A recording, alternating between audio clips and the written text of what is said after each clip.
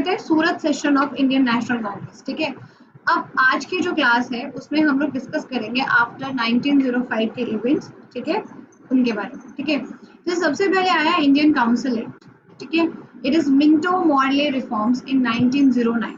मेरी बात को बहुत ध्यान से सुनिएगा, पहले मेरी बात सुनिए फिर उसके बाद हम आगे समझेंगे। देखो बेटा, मैंने बोला 1885 में कांग्रेस बनी, ठीक है। कांग्रेस बनने के बाद मैंने ये बोला कांग्रेस जो था एक पॉलिटिकल पार्टी थी, इंडिया की फर्स्ट पॉलिटिकल पार्टी, जिसको ब्रिटिशर्स ने खुद बनाया था। रीजन क्या था कि ब्रिटिशर्स को 1857 के बाद ये पता लग चुका था कि इंडियंस जो है वो कम नहीं है, ठीक है। जब इंडियंस को गुस्सा आता है तो वो एक तरीके का रिवॉल्ट था 1857, जिसमें पूरे के पूरे ब्रिटिशर्स को डर बैठ गया था इंडिया को लेकर, ठीक है। उस टाइम पर कांग्रेस बनाई गई। कांग्रेस का मेन बनाने का पर्पस क्या था कि अगर इंडिया के साथ कोई प्रॉब्लम है, इंडिया के लोगों का प्रॉब्लम पता चल जाए कि इंडिया के लोग सोच क्या रहे, तो वही पॉलिटिकल पार्टी इसलिए बनाई गई थी कांग्रेस। वो ब्रिटिशर्स ने खुद बनाई थी अपने फायदे के लिए, ठीक है। बट हो क्या रहा था कि धीरे धीरे धीरे धीरे उस कांग्रेस के अंदर मैंने आपको बताया कि स्प्लिट हुआ, एक्सट्रीमिस्ट अलग बन के आए। एक्सट्रीमिस्ट को पता चल गया कि ये जो ब्रिटिशर्स हैं ये कभी भी इंडिया को फ्री नहीं करने वाले, ठीक है। ये सिर्फ और सिर्फ हम लोगों को कोई ना कोई बात लेकर बेवकूफ बना रहे थे, ठीक है। फिर कुछ एक्ट आते थे, मतलब ब्रिटिशर्स इंडियंस को बेवकूफ बनाने के लिए, समझिएगा मेरी बात को, इंडिया के लोगों को बेवकूफ बनाने के लिए हर 10 ईयर्स में कुछ एक्ट लाते थे। समझ रहे हो मेरी बात, जिनको वो रिफॉर्म्स का नाम देते थे। What they call them?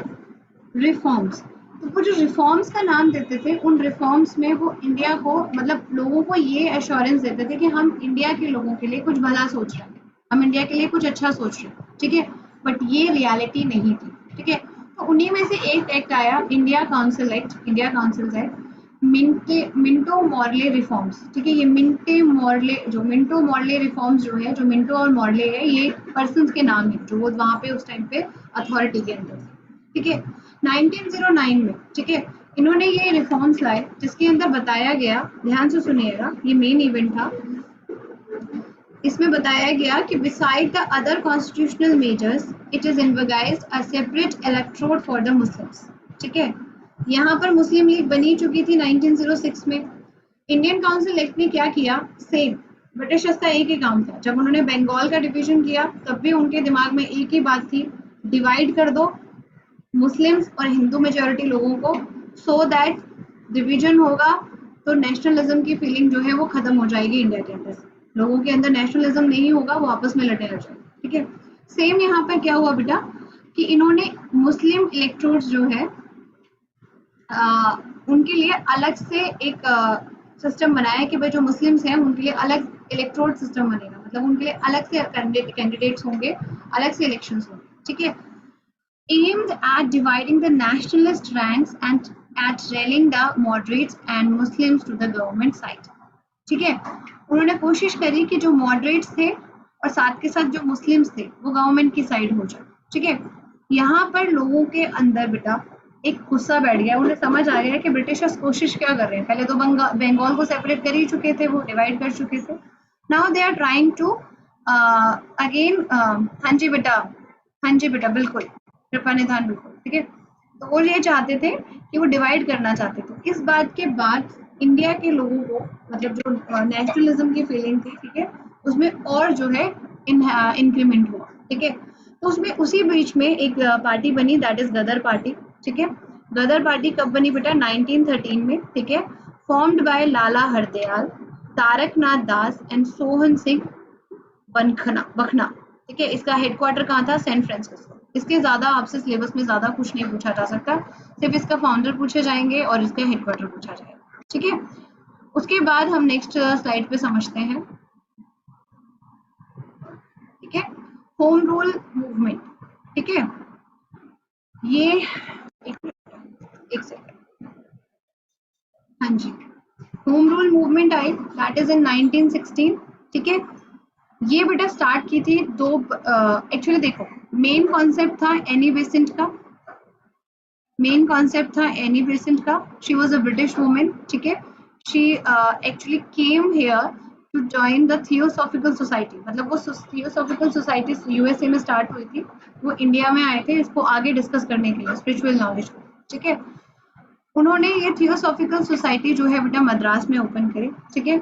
उसके बाद उन्होंने इंडिया के अंदर जो पॉलिटिकल चीजें चल रही थी उसमें इंटरेस्ट लेना शुरू किया और उन्होंने कांग्रेस को ज्वाइन कर लिया। ध्यान से सुनिएगा, एनी बेसेंट वाज द एक इंपॉर्टेंट आपका एमसीक्यू बन सकता है। हमने तो एमसीक्यू बेस्ड ही पढ़ना है, ज्यादा हिस्ट्री के अंदर हम उतना डिटेल में नहीं जा रहे, हमें तो एमसीक्यू बेस्ड ही चीजों को पढ़ना है, ठीक है।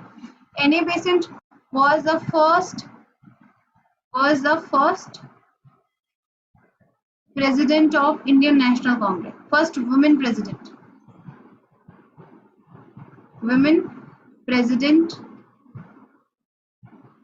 of INC, Indian National Congress, ठीक है। जो नए बच्चे उन्हें थोड़ी सी प्रॉब्लम हो रही होगी बेटा, बट अभी थोड़ी दिक्कत आएगी एक दो, क्योंकि टॉपिक के बीच में हो आप लोग, फिर भी आप कोशिश करिए समझने की, ठीक है। तो एनी बेसेंट ने बेटा हमारी कंट्री के अंदर होम रूल मूवमेंट स्टार्ट करने का कॉन्सेप्ट दिया, ठीक है। होम रूल मूवमेंट क्या थी बेटा? सेल्फ गवर्नमेंट, मतलब हमारी कंट्री के अंदर जो लोग हैं वो खुद के मतलब रिप्रेजेंटेटिव बनेंगे, हमारी खुद की गवर्नमेंट होनी चाहिए कंट्री के अंदर, ठीक है। तो Annie Besant and S Subramaniam Iyer at Adyar near Madras in September 1916, इसको ऐसे समझिए, होम रूल मूवमेंट बेटा दो लोगों ने स्टार्ट किया था, ठीक है। बेसिक कॉन्सेप्ट था एनी बेसेंट का, बट ये दो लोगों ने स्टार्ट की थी, ठीक है। जब Annie Besant home rule movement के बारे में भाषण दे रही थी तब बाल गंगाधर तिलक ने इस चीज को सुन लिया था और उन्होंने बाल गंगाधर, आपको सबको पता है बाल गंगाधर तिलक कौन है?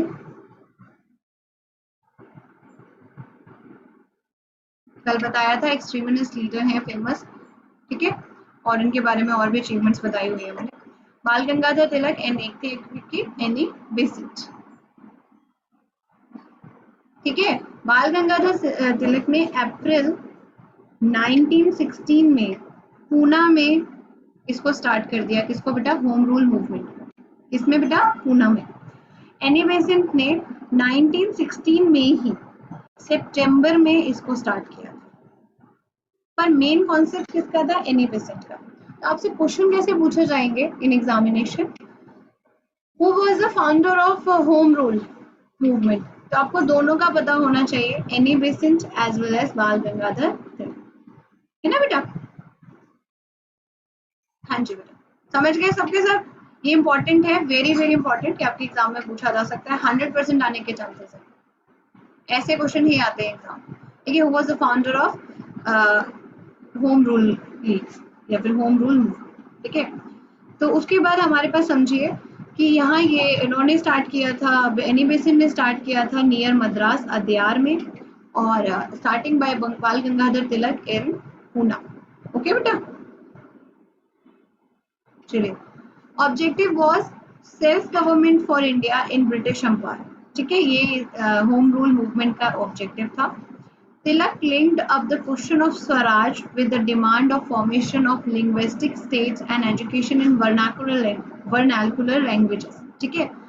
वर्नाकुलर लैंग्वेजेस का क्या मतलब होता है बेटा? लोकल लैंग्वेजेस, ठीक है। जैसे फॉर एग्जांपल अगर मैं आपसे बात करती हूँ कि हम लोगों को उन्होंने बोला कि स्वराज जो है, जो इंडिपेंडेंस है, जो फ्रीडम है, ठीक है, वो किस बेसिस पर आनी चाहिए बेटा? लिंग्विस्टिक स्टेट, मतलब लैंग्वेज के बेस पर, ठीक है। प्लस एजुकेशन होनी चाहिए आपकी कॉमन लैंग्वेजेस में, जो लोकल लैंग्वेजेस है, ठीक है। इंग्लिश में ना होकर हमारी लोकल लैंग्वेजेस के अंदर हमारी एजुकेशन होनी चाहिए। He gave the slogan Swaraj is my birth right and I will have it, ठीक है। मतलब स्वराज मेरा जन्म सिद्ध अधिकार है और मैं इसको लेके रहूंगा, ये इनका स्लोगन था, ठीक है। इंपॉर्टेंट है बेटा, ये स्लोगन भी आपका एमसीक्यू में पूछा जा सकता है, ठीक है। Next is Lucknow pact. Lucknow pact it happened in between Britain and Turkey में, जब वॉर चल रही थी, ठीक है। तो एंटी ब्रिटिश फीलिंग, मतलब तुर्की के जो खलीफा थे, ठीक है, अब वो खिलाफत आंदोलन अलग है, बट आपके सिलेबस में नहीं है, मेन मेन चीजें ही हैं बेटा सिलेबस में, जो हम ये टॉपिक हम लोग हिस्ट्री बेसिस पे बस मेन मेन ऑब्जेक्टिव्स को ही कर रहे हैं इस टॉपिक के, ठीक है। तो between Britain and Turkey leading to the anti British feeling among the Muslims, ठीक है। तो उस केस में क्या हुआ? इंडियन नेशनल कांग्रेस, ध्यान रखिएगा, ये दोनों इम्पोर्टेंट जो ऑर्गेनाइजेशन थी, Indian National Congress and Muslim league ने क्या किया बेटा, आपस में क्या कर लिया, आपस में ज्वाइन कर लिए एक दूसरे को पार्टीज, ठीक है। उसे बोलते हैं लखनऊ पैक्ट। ये कब हुआ था बेटा, 1960, ठीक है। ये इंपॉर्टेंट है, आपसे पूछा जा सकता है। लखनऊ पैक्ट किनके बीच हुआ था बेटा, आईएनसी और मुस्लिम लीग, ठीक है। और प्लस ये 1916 में हुआ, ठीक है। पूरा वीडियो देखने के लिए और लेटेस्ट एग्जाम अपडेट्स जानने के लिए डाउनलोड करें कैरियर डिफेंस स्कूल का एंड्रॉयड ऐप।